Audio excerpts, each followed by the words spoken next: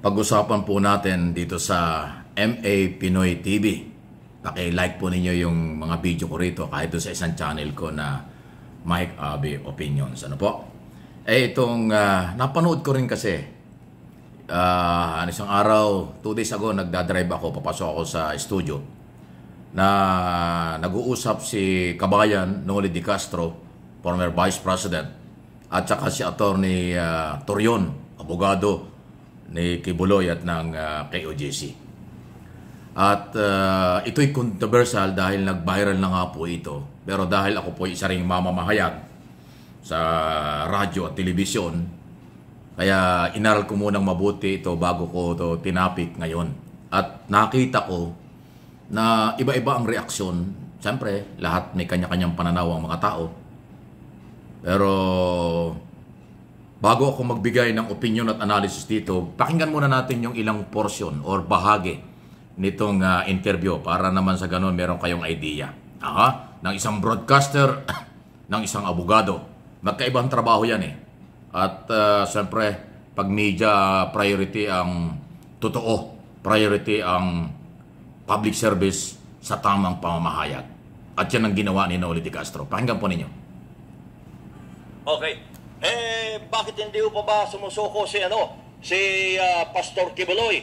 Yeah, no. I really do not know his Hindi niyo alam. because I have not been in communication with him. But I know po, sir, na isa po sa karapatan ng isang tao ay i-insist po yung innocence niya by filing a motion for reconsideration po doon sa finding ng probable cause. Tsaka pwede rin po niyang questionin yung validity ng warrant, especially in this case na na-dismiss na po ito ng City Prosecution's Office at natulog po ng ilang taon sa Department of Justice at binuhay lang noong panahon na nag-imbestiga po si Senator Risa Hontiveros. Yeah. So, karapatan din po niya na i-question yung warrant of arrest kasi nga po, nandyan naman po yan sa saligang batas. Ginawa po ito ni Senator Lacson noon, ginawa ito ni Senator Gregorio Hunasa noon, ginawa ito ni Satoro Campo, ni Lisa Mapa po noon. So, kung ginawa ito ng ibang tao, kaya pala ginagawa ngayon. This is pursuant to the law, in Tuliao versus Miranda, in Santiago versus Vasquez, nandyan po yan sa ating saligan batas. It is within the rule of law. Marami naman po mga terorista. Isang kapatid ko nga din, I do hope hindi siya may... Ang probable cause niya, pending pa. Hindi ko maintindihan bakit ayaw i-root mo yung arrest warrant as a legal subterfuge to take over a property na hindi naman po nakapangalan sa kanya. Attorney, kayo po isang abogado. Alam ho ninyo na meron siyang warrant of arrest. Meron siyang sinasabi niyo walang kasalanan. Ay ba't hindi sa sumulpot at ipagtanggol ang kanyang sarili sa pamamagitan niyo bilang isang abogado ni Pastor Kibuloy?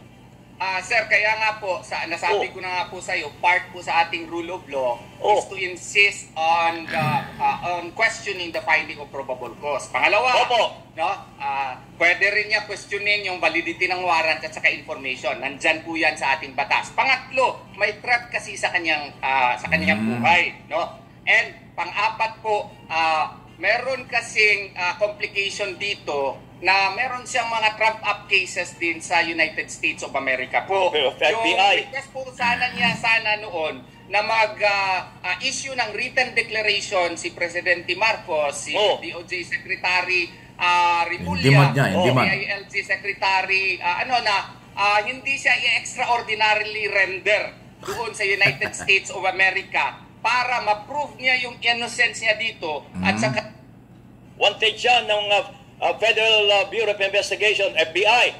Pangalawa, meron siyang sexual abuse, human trafficking dito sa ating bansa.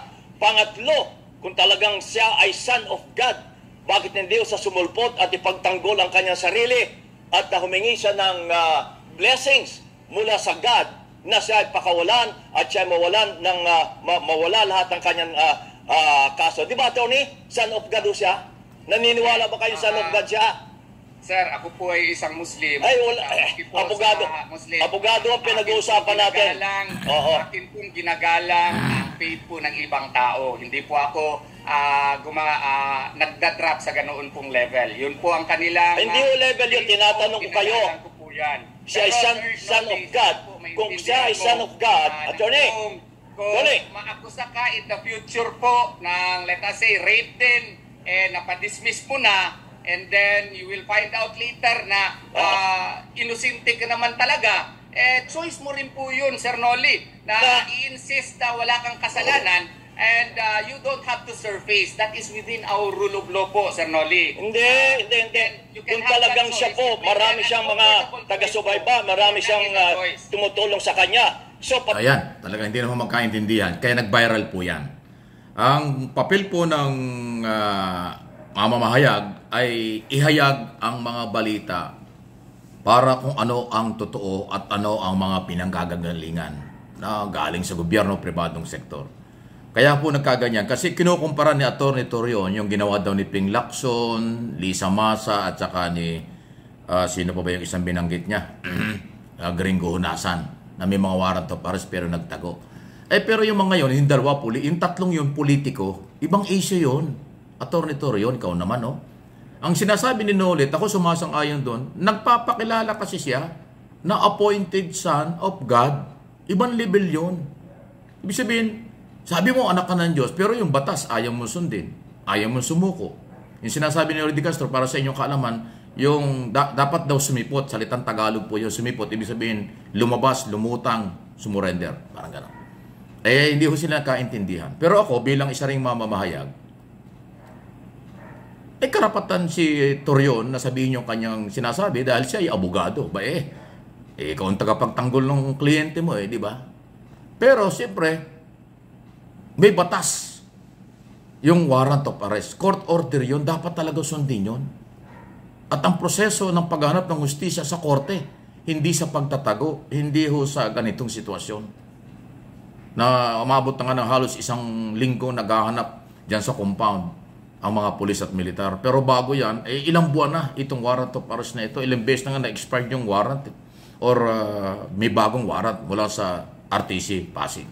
So kaya nagbabiral ito kasi binabanatan ng mga pro-Kibuloy itong si Noli de Castro. Hindi nila intindihan yung trabaho ng isang broadcaster na iparating sa taong bayan na no one is above the law. Kahit sino dapat managot sa batas, lalo na kung nagpapakilalang anak ng Diyos. Yung isa naman ang tanggol ng tanggol na dapat daw bigyan ng sulat ng Pangulong Marcos na ka-assurance na si Kibuloy hindi ibibigay sa FBI. Ano naman kinalaman natin doon? Problema niya sa Amerika, problema niya yun. Problema niya sa mga batas dito sa Pilipinas, problema niya yun.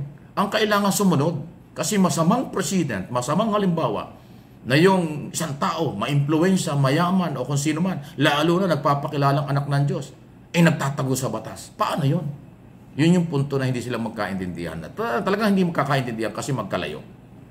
Yung pinaninindigan ni Noli de Castro ay nasa batas, dapat siya ay humarap. Kasi ang batas, ang court order, warrant of arrest, dalawa lang ang ibig sabihin yan. Pag may warrant of arrest ka, sumurrender ka o magpahuli ka, hindi ginawa. So tama si Noli. Bakit hindi siya sumuko? Bakit hindi niya harapin? Yung isa naman, lagi sinasabi, kasi may threat sa kanyang buhay. Walang pakialam ang batas doon sa threat niya sa buhay. Personal yun. Ang order ng court, may kaso ka, harapin mo yung kaso. Kung mayroong threat sa buhay mo, ibang issue yun. Mag-file ka ng kaso laban sa nananakot sa iyo. So, takot ang nangingibabaw pala kay Kibuloy. Yung sinasabi ni Torion, parang ganon. So, sa tingin ko po rito bilang isang mamamahayag, medyo controversial yan. Ako naniniwala, yung pagtatanong ni Noli de Castro, parte yan ng trabaho ng media. Dahil ang media hindi lang dapat nagbabalita, dapat ipinapaliwanag sa taong bayan na yung batas ay dapat umiral at dapat tayo sumunod sa mga batas. Yung argumento ng abogado, argumento niya yan kasi siya ay binabayarang abogado. Pinagtatanggol niya yung kanyang kliyente. Natural. Kahit anong gawin, pagtatanggol niya yan. Pero dito, dapat mga ibabaw na no one is above the law. Huwag ikumpara kung ang sinasabi kasi ni Torion, bakit ginawa ni Lacson, ginawa ni Lisa Masa, ginawa ni Gringo Hunasan, bakit hindi pwedeng gawin ng kanyang kliyente? Mali nga yung ginawang yun Bakit mo pamamarisan yung maling ginawa? Ibang level yung politiko, ibang usapan yung anak ng Diyos na nagpapakilalang ikaw ay leader ng isang simbahan. Yun ang dapat maintindihan ni Torion. Di ba? Kaya po, para sa akin, huwag naman kayo magagalit. Yung katotohanang sumunod sa batas, sumuko o sumurrender, yun ang kailangan. Si Noli De Castro, binabanatan nyo kasi hindi nyo naintindihan. Yung bumabanat kay Noli De Castro, kakampi lang yan ni Kibuloy. Pero sa pangkalahatan, tama yung ginawa ni De Castro, ni Kabayan. Di ba? Any comment, reaction, please lang po. Like ng ating mga video pinag-uusapan dito.